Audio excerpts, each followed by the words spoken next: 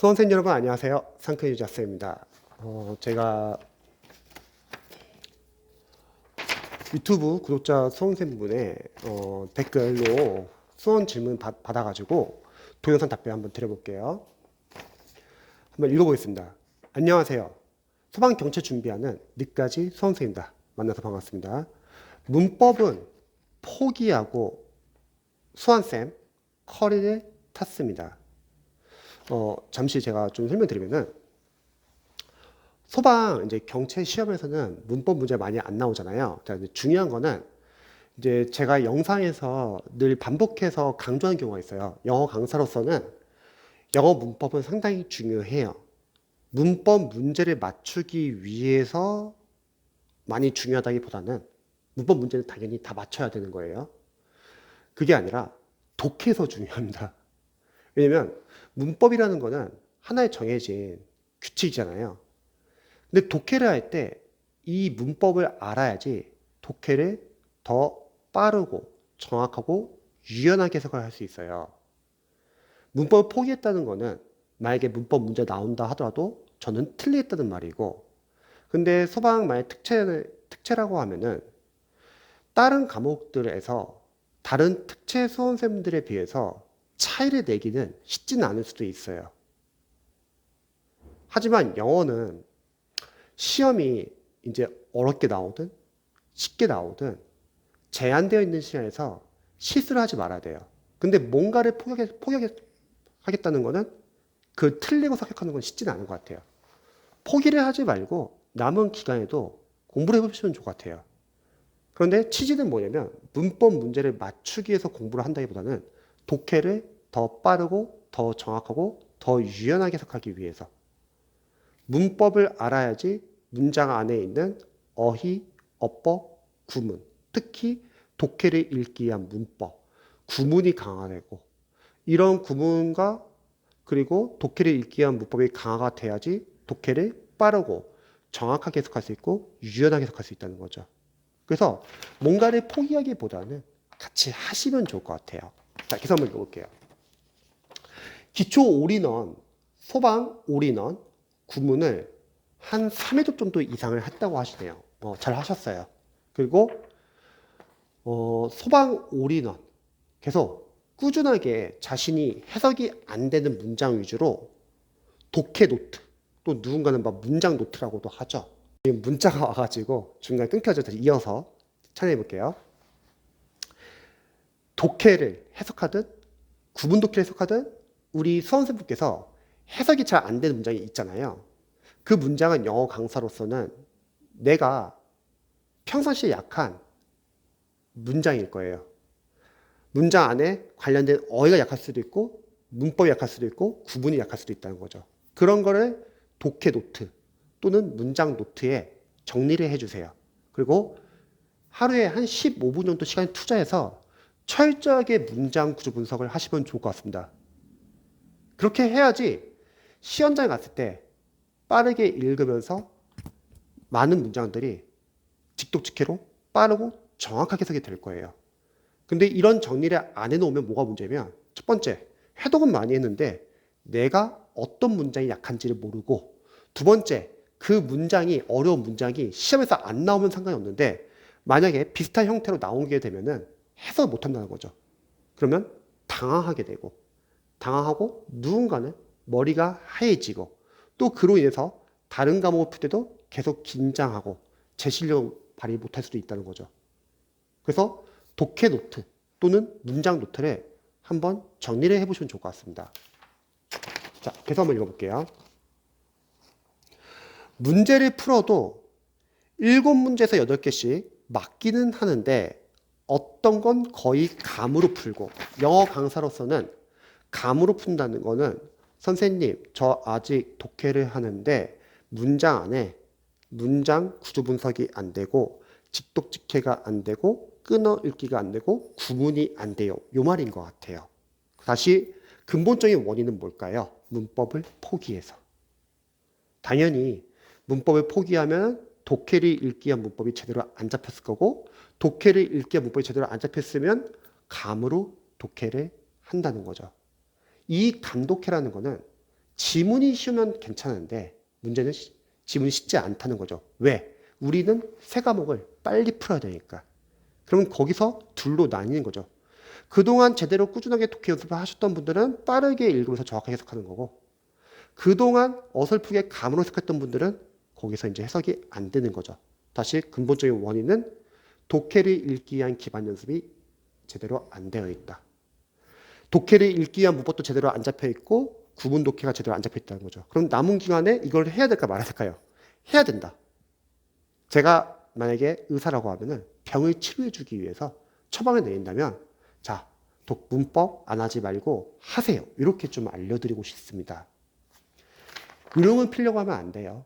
실전 시험에서 믿을 수 있는 것은 우리 수험생분의 실력밖에 없습니다. 자, 그 다음에 김소영 단어 계속 보면서 하고 있는데 단어 외운 거 매일 까먹고 진도랄까?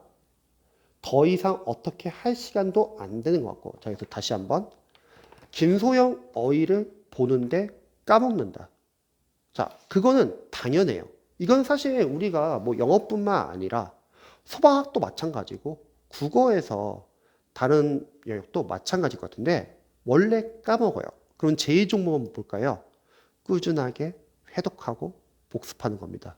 더 좋은 방법은 아웃풋 연습을 하는 거예요. 테스트를 보는 거예요. 매일매일. 08스 클래스 같은 경우도 저희가 매일 1교시에 단어를 1시간 동안 강제로 외우고 거기서 테스트를 봅니다. 아웃풋 연습을 하는 거죠. 테스트를 계속 봐야 돼요. 그래야지 내가 어떤 단어를 외웠고 어떤 단어를 못 외웠다. 이거를 확실하게 알 수 있는 거죠. 셀프로라도 저는 보시면 좋을 것 같아요. 그리고 A라는 단어가 잘 안 외워진다. 어쩔 수 없어요. 왜냐면 수험생분들마다 다들 어휘 실력이 달라요. 누군가는 수능 때 공부를 열심히 하셨던 분들이나 뭐 토익을 준비했거나 뭐 어학연수를 다녀왔거나 영어를 좋아하셨던 분들은 계속 꾸준하게 어휘를 눈에 노출되어 있고 익숙하게 보니까 그런 분들은 어휘가 기반이 있다는 거지만 공부를 오랜만에 하거나 공부를 이전에 잘 안 했던 분들이나 그런 분들은 당연히 어휘 실력이 약할 수도 있어요. 그럼 그런 선생님들이 해야 될 건 뭐냐면 노력이에요. 어휘는 꾸준하게 봐야 된다는 거죠. 꾸준하게. 어휘가 잘 안 외워져요. 어떤 방법이 있을까요? 잘 외우려면. 강사로서는 세 가지 방법이 있습니다. 첫 번째, 어원. 어원이 있으면 쉽게 그 어원을 통해서 연상법으로 암기를 할 수 있습니다. 두 번째, 연상법. 우리 보통 뭐 해마 연상법이라고 하잖아요. 강사님들 중에서는 이 해마 연상법을 비판하시는 분들이 많이 계세요. 아, 무슨 해마 연상법이냐, 그거 억지다, 어거지다, 모든 단어 다 그렇게 외울 수 없다. 하지만 저는 이제 기초 수험생들이 제가 직접 강의도 하고 관리를 해보면서 해마 연산법이라는 것도 하나의 방법이에요. 근데 우리는 아웃풋만 할 수 있으면 되거든요. 그러면 그 방법도 도움이 되는 수험생들이 계십니다. 그러면 잘 안 외워지는 어휘 같은 거는 연상법을 이용해서 외울 수 있고, 세 번째는 예문이죠. 예문을 봐가지고 우리가 예문에서 그 단어의 뉘앙스가 어떻게 쓰이는지를 체크를 하는 거죠. 내가 만약에 김소영을 한 3회독 했는데 잘 안 외워져요. 그러면 시험 가기 전까지 4회독, 5회독, 6회독 계속 하면 됩니다. 그리고 그 단어가 만약에 중요한 단어라고 할게요. 과연 우리가 어휘, 문법, 구문, 독해 이렇게 교재를 보고 있는 내에서 과연 그 단어가 안 쓰일까요? 쓰인다는 거예요. 즉 언젠가는 자연스럽게 반복이 되고요. 김소영을 볼 때도 내가 모르는 단어 위주로만 줄여서 보시기 바랍니다. 그래야지 그 단어를 외울 수가 있어요. 그게 아니라 계속 본인이 알고 있는 단어도 같이 본다. 효율이 떨어져요. 이건 다른 과목도 마찬가지죠. 시간이 한정되어 있기 때문에 우리가 우선순위 둬가지고 모르는 거 위주로 계속 집중적으로 봐야지 그 모르는 걸 잡을 수 있다.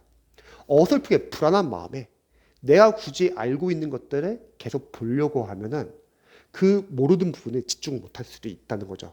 그래서 남은 기간 동안에는 불안하게 방향 없이 조급한 마음에 모든 걸 다 하려고 하면은 많이 못합니다. 그게 아니라 합격생들이 이렇게 하죠.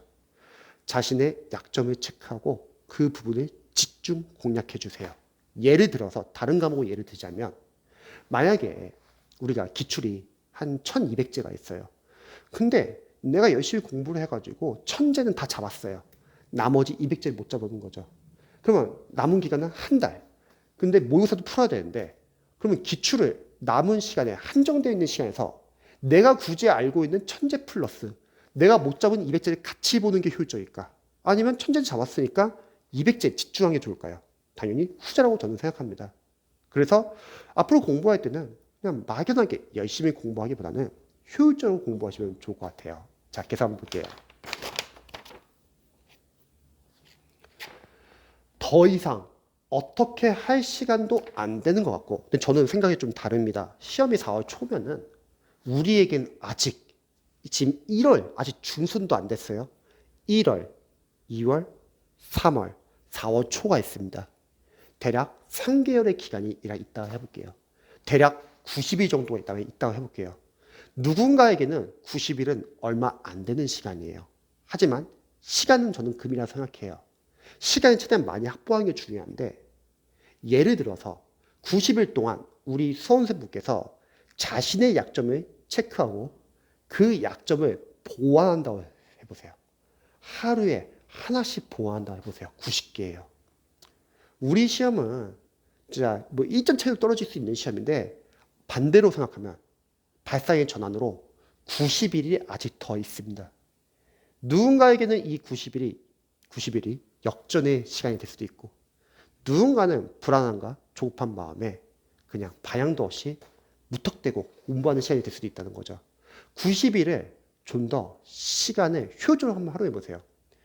이윤기 변호사님 같은 경우도 영상이나 공부부처에서 늘 항상 강조했던 게 본인도 사법시험을 준비하면서 시간이 너무 늦게 시작해가지고 시간이 없었다.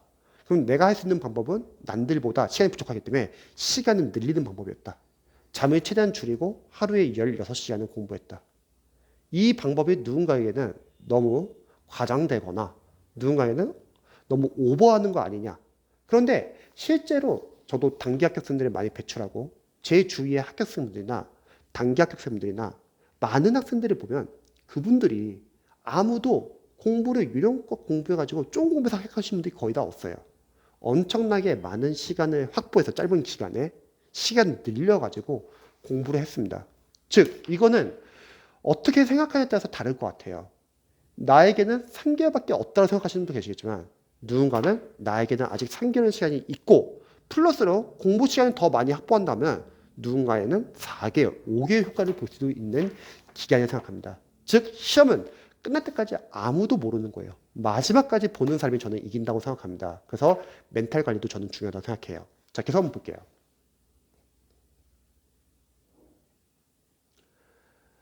단어 외우는 것만 해도 벅찬 것 같습니다. 단어는 저는 생각했을 때는 1시간 정도, 저는 소방 영어 특채를 준비하시거나 경찰 준비하시는 분들은 3시간 반만 투자하기 추천드립니다. 1시간은 어휘, 그리고 본인이 문법이 어느 정도 잡히실 분들은 30분 이내로만 공부하라고 해요. 대신에 문법 문제를 맞추기 위한 문법이 아니라 독해를 읽기 위한 문법. 나머지 2시간은 독해를 연습하라고 합니다. 그럼 가만히 생각해보죠. 어휘, 문법, 구문, 독해 공부하는데 그 지문 안에 어휘가 없나요? 다 어휘잖아요. 어휘는 계속 보고 있는 거예요. 조금 더 효율적인 방법을 알려드릴게요. 자투리 시간을 활용해보는 건 어떨까요? 우리 수험생분께서. 쉬는 시간, 점심시간, 저녁시간, 잠자기 전에 어휘를 보면 내각에 의해서 단기 기억이 장기 기억으로 바뀐다고 하죠. 저는 편입을 준비했을 때 효과가 좋은 것 같더라고요. 그리고 전철이나 버스 안에서도 볼 수도 있는 거고요. 그러면 하루에 1시간 이상이 더 생깁니다. 그 시간이 3개월이면 어마어마한 시간이 돼요. 그래서 남아있는 기간 동안에 포기하지 마시고 불안해하지 마시고 집중해 주세요. 왜냐면 다른 경찰 수험생들 중에서 누군가 똑같은 상황에서 똑같이 불안함을 느끼면서 공부하시는 분도 계시겠지만 거기서 두 분류로 나뉠 거예요. 첫 번째 분류, 그럼에도 불구하고 집중하시는 분들, 이분들 합격할 것 같아요. 두 번째, 대다수의 떨어지는 수험생들은 안 해도 되는 고민을 계속합니다. 왜 안 해도 되냐면 그 고민을 해결할 수 있는 방법은 저는 한 가지밖에 없다고 생각해요. 뭐죠? 집중해서 공부하는 거예요. 그래서 약점을 보완하는 거죠. 실력을 쌓는 거예요. 그럼 가능성을 보고 생각이 바뀐다는 거죠. 좀 하면 되겠다. 자, 그냥 영어 공부하는데 너무 막막합니다. 뭘 해야 하고 어떻게 해야 할지 자, 정리해 드릴게요. 사실 이거는 영어 강사님께서 도움을 주셔야 되는데 제가 좀 도움을 드리자면 첫 번째, 어휘는 계속 보면서 회독하면서 모르는 단어 위주로 집중해라. 그리고 수강 특채, 전문 어휘 같은 거 챙겨 보시고 그 다음에 평상시에 공부하면서 모르는 단어들은 어휘 노트를 하나 만드셔가지고 정리를 해주세요. 그건 암기하지 마시고 자투시간 눈으로 보시기 바랍니다. 그럼 본인이 보고 있는 김소영 어휘 교재에서 부족한 부분을 그 어휘 노트에서 보완해 줄 거예요. 그러면 어휘는 끝. 자, 문법 안 하지 말자. 문법 포기하면서 합격하려고 하는 거 너무 욕심 아닐까요? 다시 한번 말하지만 문법은 우리가 문법 문제 맞추기 위해서 공부한 게 아닙니다. 독해를 더 잘하기 위해서. 우리 독해 영역이 상당히 많잖아요, 양이. 그래서 문법은 공부를 해주세요. 그럼 문법 문제도 맞추세요. 문법 포인트 별로 안 나옵니다. 하지만 더 중요한 거는 문법 교재 안에 그 어법들은 독해에서 필요하다는 거예요. 문법을 못하면 당연히 독해를 못합니다. 지금 그 문제예요. 그래서 문법을 차근차근 남은 3개월 동안에 자신이 가지고 있는 문법 교재를 바탕으로 해석 연습도 하고 문장 구조 분석도 하고 끊어읽기도 하고 그 다음에 구문 독해 내가 해석이 안 되는 문장들을 노트에다 따로 독해 노트 정리해 놓고 철저하게 문장 구조 분석을 하자. 그리고 유형물 독해 유형물 독해를 계속 꾸준히 푸시면서 풀고 나서 저는 리뷰가 중요하다고 생각해요. 첫 번째, 답의 근거를 지문 안에서 찾는 연습. 우리 독해는 지문 안에 답의 단서가 다 있습니다. 하지만 이런 연습을 하지 않고 막연히 속독으로 빨리 푸시는 분들은 내용 파악도 제대로 못하고 근거도 제대로 못 찾고 그냥 감으로 그냥 빨리 풀기만 하는 거예요. 그렇게 양치로 풀어봤자 실력 안 늡니다. 왜? 내가 시험장 갔을 때 내가 약한 문장이 나오면 당연히 그런 수험생들은 못 읽고 해석이 안 되거든요. 그게 아니다. 빨리 푸는 거는 여러분들이 실전 연습으로 기출로 빨리 풀면 됩니다. 모의고사가 좋은 모의고사 있다면 전 모의고사 추천하는데 시중에 있는 모의고사가 이렇게 좋지는 않아요. 그냥 기출이 좋습니다. 그래서 나중에 빨리 푸는 건 기출에서 실전 연습으로 시험 보기 한 달 전에 해도 돼요. 그거는 일단은 유형의 독해는 천천히 푸시면서 내용 파악을 하자고 했죠. 내용 파악하기 위해서는 독해의 본질에 의해서 글을 읽으면서 중심 내용, 키워드, 주제를 표시를 하는 거죠. 그래서 예측하면서 읽어야 돼요. 아, 이 글은 지금 뭘 지금 강조하고 있는가. 그리고 중요한 내용이면 독해의 본질에 의해서 재진술이 된다. 패러프라이즈. 계속 반복해준다. 똑같은 표현 안 써준다. 반복해준다. 내용 파악을 하고. 유형의 독해를 하는데 만약에 해석이 안 되는 문장이 나올 거예요. 당황하지 마시고 우리가 원어민도 아니고 어떻게 다 완벽하게 해석하냐. 일단은 읽고 넘어가자. 하지만 해석이 안 되었던 문장, 앞문장에서 중심 내용 표시하자고 했고 해석이 안 되는 문장, 다음 문장에서 중심 내용을 표시하자고 했죠. 그러면은 그 두 문장의 관계를 보는 거죠. 순적 관계인지 역적 관계인지. 그걸 바탕으로 글의 전개를 이해해서 아, 내가 이 문장은 해석이 안 되었지만 이 두 문장의 관계에 의해서 아마 해석이 안 된 문장은 이런 뜻이 아닐까 이렇게 유추하는 거예요. 이게 실전에서 실력. 많은 학생들이 이런 연습이 제대로 안 돼 있고 강사님의 강의만 듣고 있다는 거예요. 문제가. 자, 그리고 풀고 나서는 저는 늘 강조하는 게 세 가지다.